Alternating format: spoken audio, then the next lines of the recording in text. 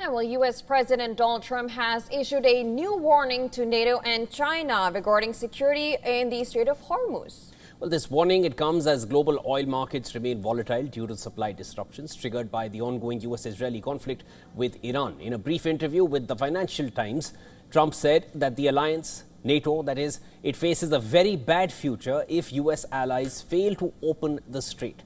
He also highlighted that the U.S. and as the U.S. has aided Ukraine in the war with Russia, he expects Europe to help on the Strait of Hormuz. The UK Prime Minister Keir Starmer has spoken to U.S. President, and according to Downing Street, they have discussed the ongoing situation and the importance of reopening the strait to end the disruption to global shipping. But a report in The Telegraph suggests Starmer is refusing to send warships to help reopen the Strait of Hormuz. UK's Energy Secretary Ed Miliband has said that the government was intensively looking at what could be done to open the strait, but refused to offer a firm commitment. France and Germany have also signaled reluctance to answer the U.S. president's demand. But Trump isn't giving up. Not only has he warned NATO now, but also pressed on China to help in opening the Strait of Hormuz, saying that his upcoming summit in Beijing, which was scheduled for later this month, with his Chinese counterpart Xi Jinping, could be delayed. He said that he would want to know Beijing's decision before the summit, noting that China, as well as many European countries, rely more than the U.S. on oil flowing from the Gulf. Now, in the interview with the Financial Times, he said, and I'm just quoting right now, "It's only appropriate that people who are beneficiaries of the strait will help to make sure that nothing bad happens there." Asked about specific help he was looking for, the president said he wanted minesweepers as well as people who are going to knock out some bad actors that are along the Iranian shore.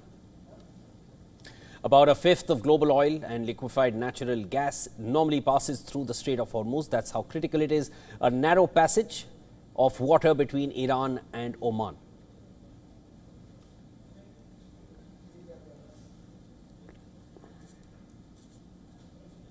And well, for more to discuss on this, we are now being joined by Ellen O'Donnell, who is a journalist and an author. He's joining us from Australia. Thank you so much for joining us on the broadcast. Let's begin with this latest warning that Trump has now issued. He was requesting the allies earlier, but now he is warning them to take part in securing the Strait of Hormuz. First of all, your reaction to this warning, and what kind of reaction are you expecting? For some countries have denied this. Australia itself has refused to send warships. How do you see this escalating, and how do you see Trump's warning as of now? Well, hi, and thanks for having me. Many countries are caught between security alignment with the United States and their economic dependence on the Gulf for their energy resources. Trump's warnings come amid concerns amongst European states. If you're listening to the political programs over the weekend, what the politicians have been saying in the UK, for instance, and also in other European states, is that they don't know what President Trump's end game is. They don't know what his goal here is.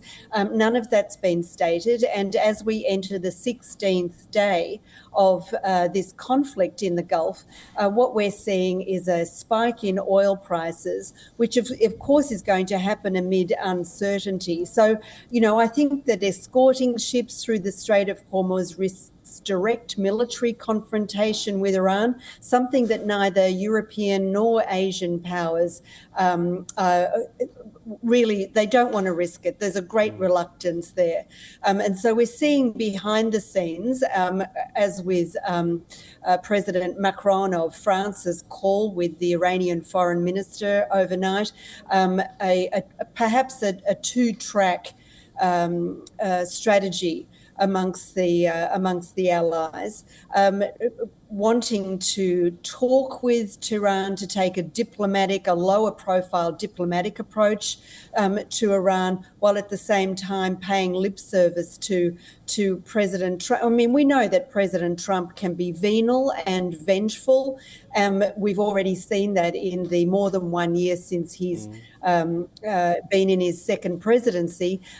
People, countries, states, governments that do not go along with his demands have been slapped with very high tariffs that have damaged economies on both sides. Now, everybody is suffering from high and rising energy prices. So I think that this is a very